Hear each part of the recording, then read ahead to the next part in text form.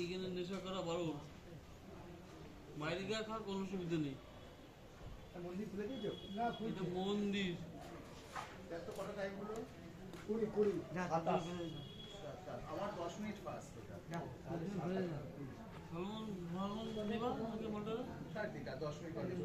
শীতকালে 3:30। হ্যাঁ, সব জায়গাতেই উঠবে এত সুন্দর প্রজাপতিটা।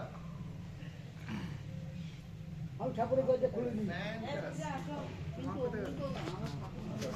হ্যাঁ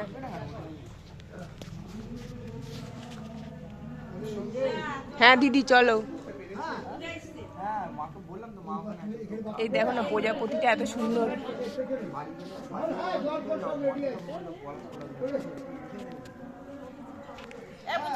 চলো চলো। হুম চলো।